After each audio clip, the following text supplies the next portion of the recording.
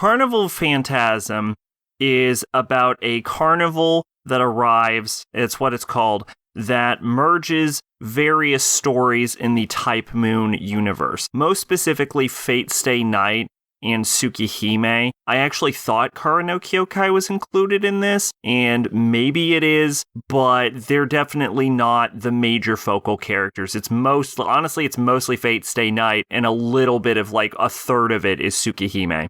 I've actually known about this anime for a few years now, but I wanted to wait until I actually watched all of Fate Stay Night, Tsukihime, and Kara no Kyokai before going into it, only to discover that I had absolutely no reason to wait that long, as this anime makes very poor use of those characters. And really, what this is essentially a parody crossover gag anime that could have been told with any set of characters, really, for most of the jokes, and has no specific relevance to the Type Moon characters despite being the stars. For one example of that, there is a portion of an episode dedicated to Rin not knowing how a Blu-ray player works, and I just have no idea how that relates to the character of Rin Tosaka. I don't know why Rin wouldn't know how a Blu-ray player works. I would be more surprised if Shiro knew how a Blu-ray player worked and Rin didn't, because Rin is way richer and should definitely own a Blu-ray player.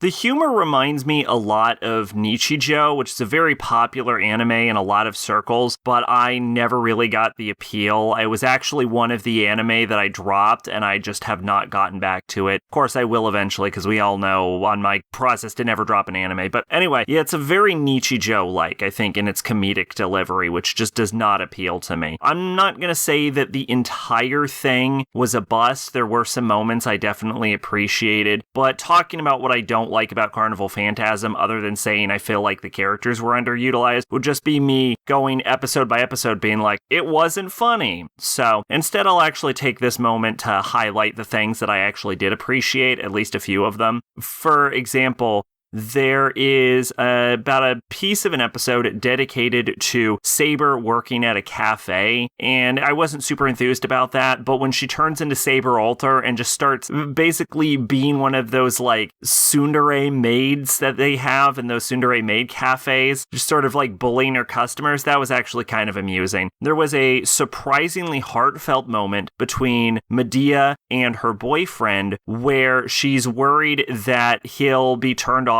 by her Saber obsession, and at the end he ends up getting engaged to her, and they're engaged throughout the rest of the show. And honestly, they play that moment completely straight. It's just adorable as shit.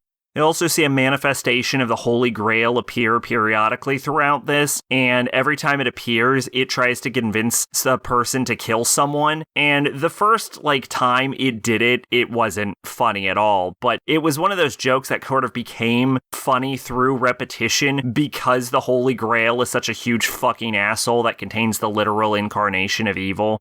But to me, I think the real standout, probably funniest episode is the one that plays the show sort of like a telenovela, where it's basically just Shinji beating the shit out of Sakura, but eventually Ryder gets frustrated and just starts beating the shit out of Shinji. And honestly, seeing that little asshole get the fuck beat out of him is humorous enough that the episode probably stands out as my favorite of all of this. Really, though, Carnival Phantasm didn't really grab me, and largely for a show I'd been waiting years to watch, I found myself very disappointed. Twitch and Discord in the description. I've been Sacrobolic, your envoy of hope. Bye-bye!